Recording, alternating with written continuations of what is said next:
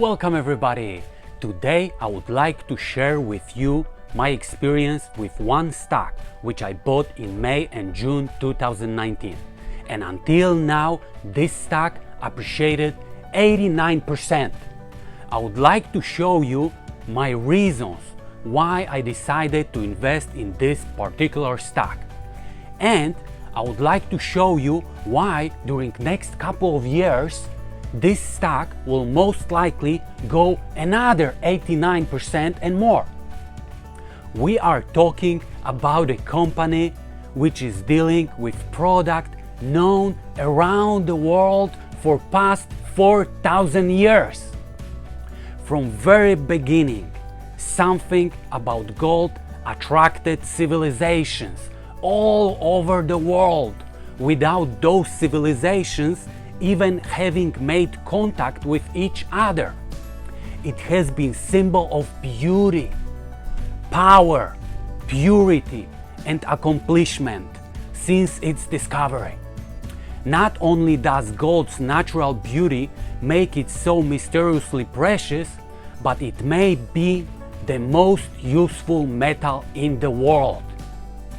I will be talking here about second largest gold mining company in the world. When everybody is screaming about buying shares of Tesla, Amazon, Google, Facebook, there is a quiet but huge growth of companies mining for gold. Let's quickly take a look at information and numbers about Barrick Gold. After that, I'll show you my holdings of Barrick Gold, and in the end, I'll give you the reasons why I believe this stock will go up another 89% and more during next couple of years. Barrick Gold Corporation is the second largest gold mining company in the world, with its headquarters in Toronto, Canada. The company has mining operations in Argentina, Canada, Chile, Ivory Coast, Congo, Dominican Republic, Mali, Papua New Guinea, Saudi Arabia, Tanzania, United States, and Zambia.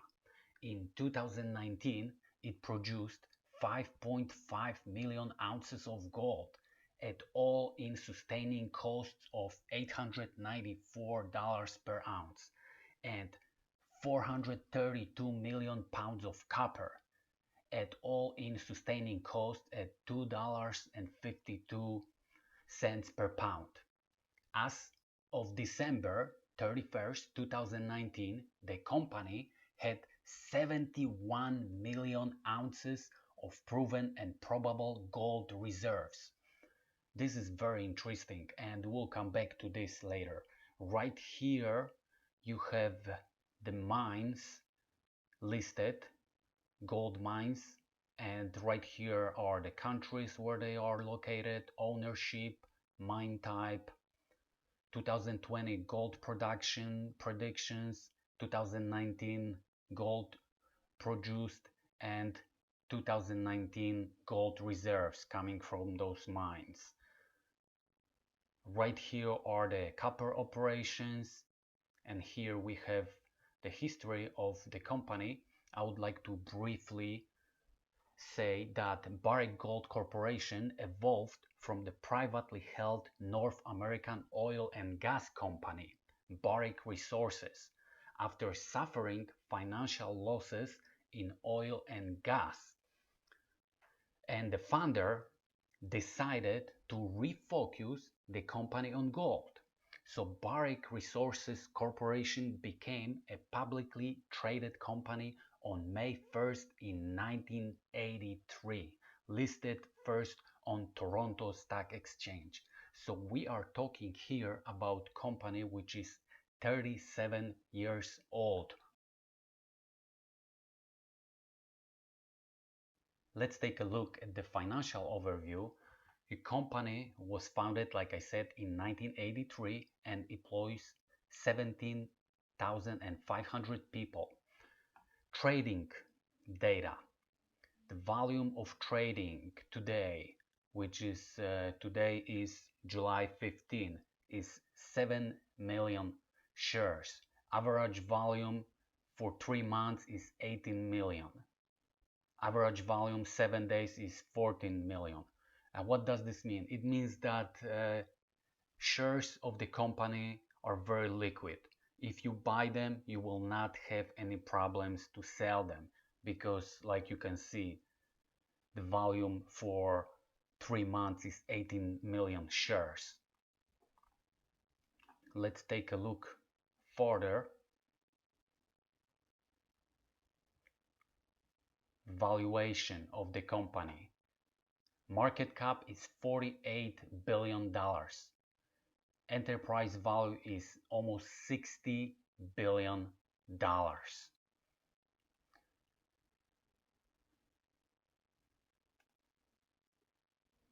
Let's take a look at the profitability of the company.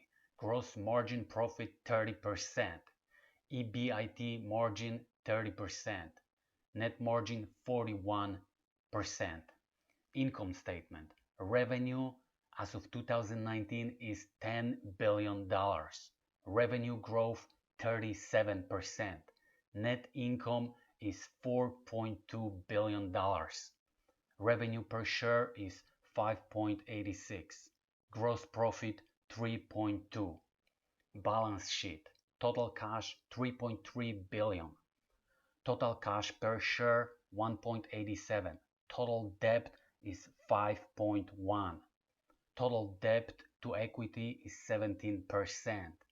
And long-term debt is $5 billion. So we are talking right here about a pretty big operation. Like I said, second biggest, largest gold mining company on the world. And on the top of this, this company pays pretty good dividends. So dividend rate is 0.23, dividend yield is 0.85%, payout ratio is 26.88%.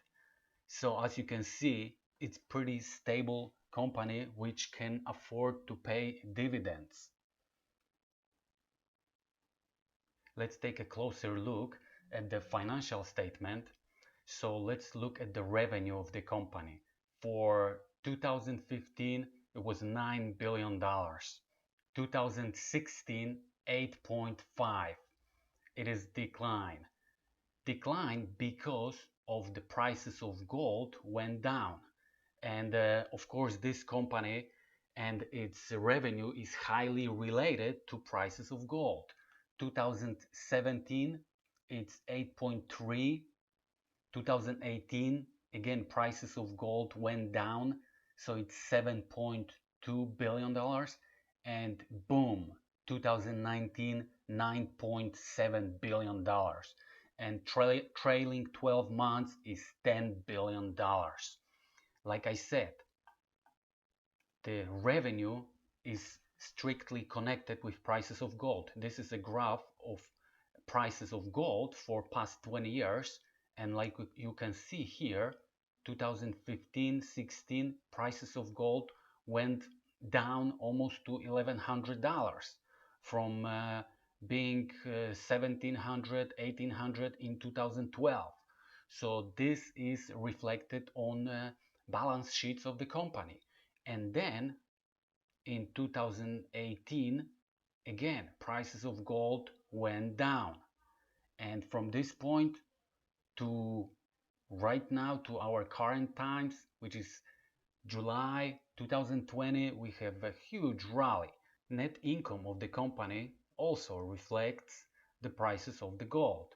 So 2015 net income is $2.8 billion. 2016, it's 655 million because, like I said, prices of gold went down and net income drastically went down for the company. Mining industry, it's a very, very volatile industry, very, very volatile, and it depends on the prices of gold. 2017, $1.4 billion net income. 2018, 1.5, and then 2019, almost $4 billion, and trailing 12 months, $4.2 billion. Revenue per share and basic earning per share also reflects the prices of gold. So let's take a look at the basic earning per share. In 2015 was $2.44. Then boom, 2016, when the prices of gold went down, we have 0.56 cents. Then 2017, $1.23. 2018, $1.32. And then when the prices of gold went up in 2019, $2.26, and then last 12 months is $2.41. So let's take a quickly look at the reserves which Barrick Gold has. So currently Barrick Gold has 71 million ounces of gold in reserve. What does it mean? Let's do quick math. 71 million. Let's multiply this by the price of gold, which sits right now around 1800, and that will give us staggering number, $127 billion. So this is only $10 billion less what Warren Buffett has currently. Of course, Warren Buffett has most of his reserves in treasuries and really short-term investments which can be liquidated really quickly. And right here, Barrick has in gold. And of course, it's a little harder to sell gold than treasuries, but still, it is something which is overlooked by many analysts. You don't hear this very often, that Barrick Gold has $127 billion in reserves. This is a really huge amount of money. And the price of gold, let's say it's 1800 right now. How about if the price of gold goes down 50%, okay? How much they have? $63 billion in reserves. Amazing. The same amount as the company is worth right now. That's how much reserves they have, they are holding. It shows you that those people who are running this company, they're pretty smart, conservative with spending their money. Let's quickly take a look at my personal holdings of Barrick Gold. So I started buying Barrick Gold in May 16, 2019. I bought 809 shares for $12.35. Then in June 13, 2019, I bought 735 shares for $13.69. Then June 17, 2019, that was dividends. Yup, I got already a dividends. And then in June 18, I bought 1,386 shares for $14.42. And then June 26, 2019, I bought 325 shares for $15.90.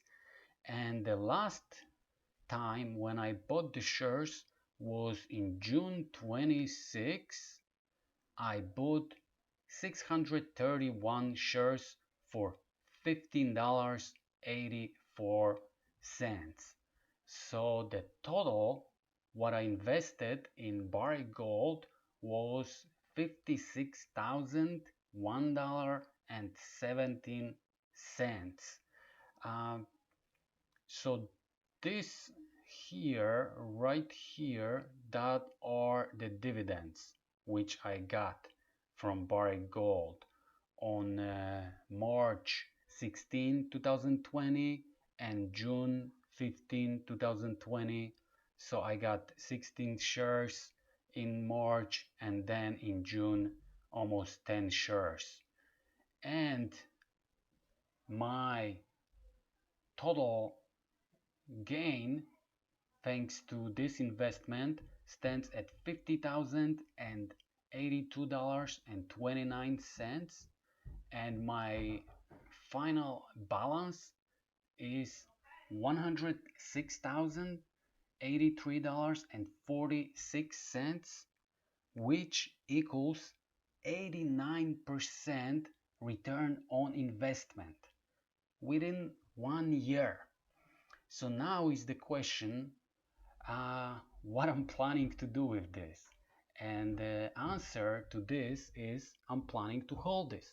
I'm planning to hold this because according to mining clock, we are at 6:30 and the sell time will be around 8, 9, 10.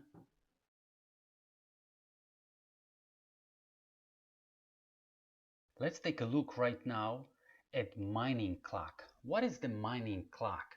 Mining clock was originally developed by Investec, and it was developed to help manage the money for mining executives, because mining industry is very volatile, and based on the data, this mining clock was put together, and it shows you basically that there are times of boom in mining industry, which we are slowly approaching.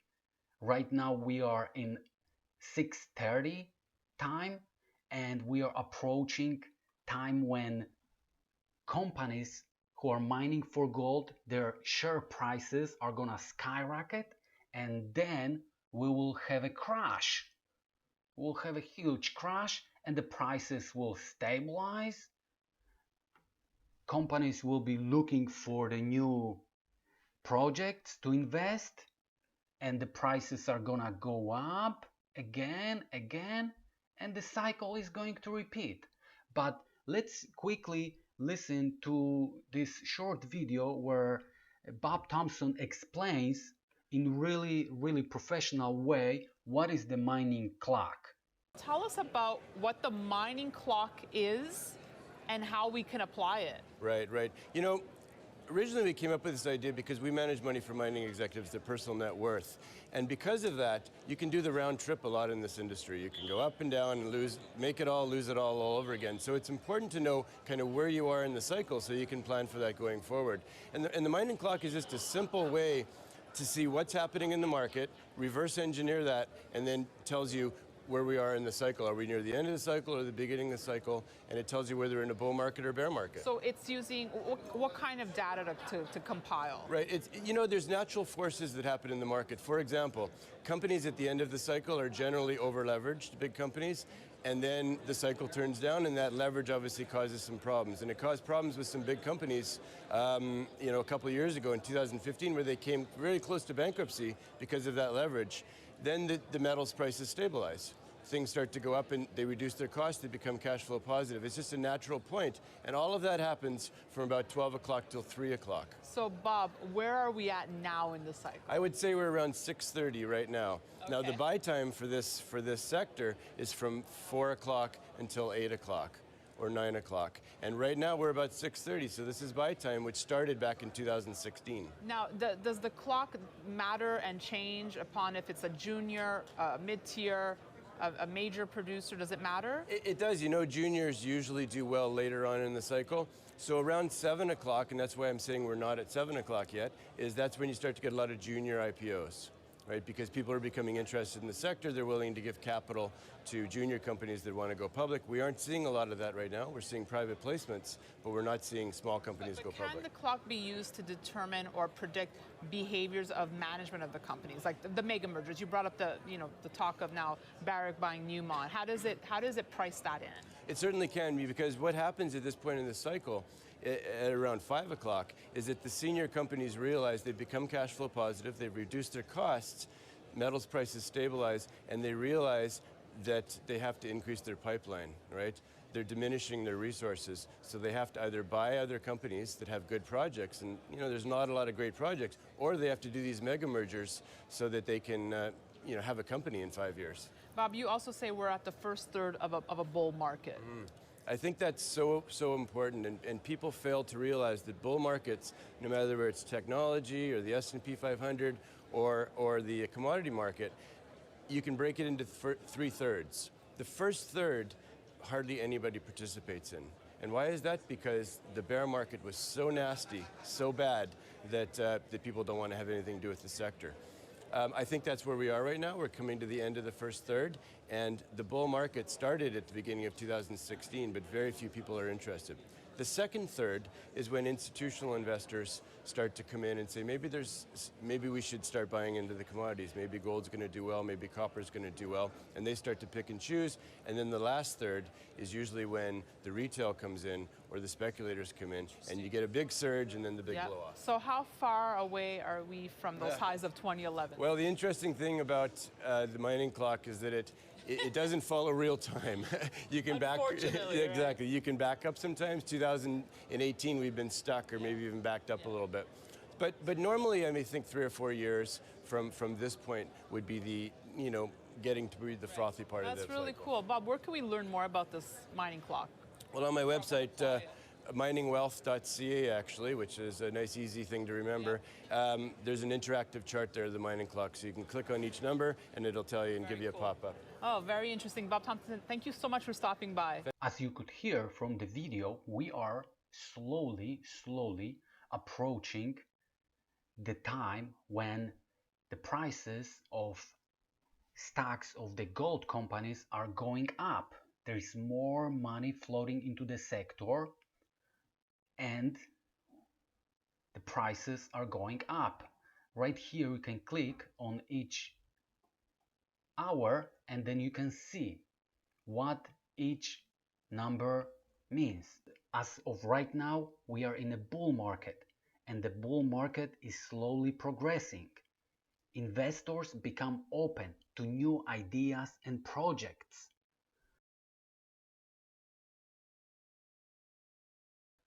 So in 2001, price of gold was around $395, and of course we have dot-com bubble. And what's happened? Price of gold went up to almost $1,170. What's happened then? Everything crashed. We have mortgage crisis, prices of gold crashed, because when there is a crash, everything goes down. All equities, stocks of the companies, and stocks of the companies which mine for gold as well. So prices of gold also went down. People were just selling everything. They wanted to have cash. So prices of gold went down. What's happened later? When people realize that the crash is over, first thing which comes to the mind is, I want to have something tangible. I want to have something which can last, which is gold. So what's happened since 2008?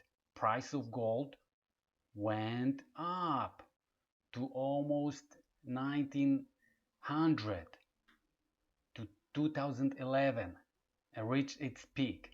And then we didn't have any crashes, any recessions, but we have time of low interest rates. So people didn't feel like putting any money into the gold. For all these years, from 2012, past 8 years, prices of gold we're going down, a little bit up, we're going down, a little bit up, and then since 2018 we have a rally from 1200 to 1800. And what happened recently? We have the recent health disaster in March. What happened with prices of gold stocks? They went down. They went down like everything else. I watched very carefully stock market in March and April. They went down. If you take a look at the graph of prices of stocks of Barrick Gold, you will see that March was also a time when the prices went down. But when dust settles down since March, what happens with the prices of gold? What happens? Let's take a look quickly at the price since March. Here we go, $1,600 per ounce. Right now, boom, 1,800. Huge rally in the prices of gold. So now is the question what we are facing within the next 5-10 years. We will see if this mining clock which I showed you and cyclicality about prices of gold is true, which I do strongly believe.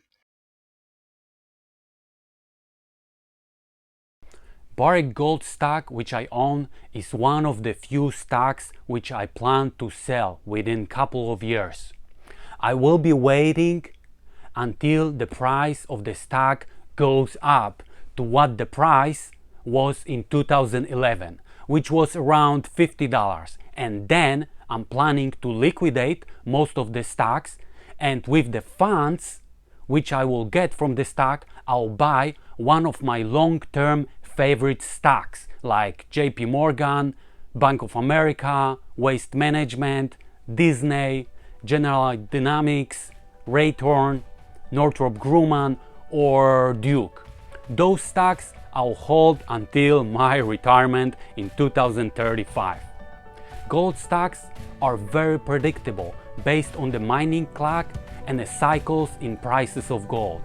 Besides that, we are facing devaluation of the dollar within next few years because of the huge stimulus package pumped into the system after the recent health crisis.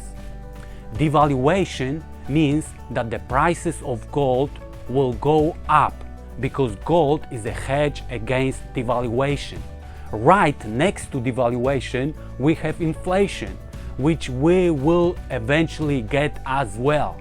The question remains when we will have inflation, not if we will have inflation. All that caused that I decided to buy Barrick Gold stocks because there are more and more forces around pushing prices of gold up and up to the point that they will go down again, like in the past, and we'll have another cycle in gold mining clock. Please let me know what your opinion is about investing in Barrick Gold stock. What do you think at all about investing in gold stock companies? I would like to hear from you. If you are supporting my channel and if you are planning to open an investment account and you want a free stock, there is a limited time offer on Webull. You will get 2 free stocks when you deposit $100 on your account. Value of the stocks is up to $1,400. Please use my link in the description. If you have any friends, family members who are planning to open an account, please give them my link. Thanks to this, I'll get a free stock with no extra cost to you. I truly and genuinely appreciate your support. All the funds will go to the hiring a good English teacher so you can finally understand what I am talking about right here. Thank you very much for watching. I appreciate your time with me. If this video was interesting to you, please hit the thumb up and subscribe to the channel. Have a great day and always fight for your happiness!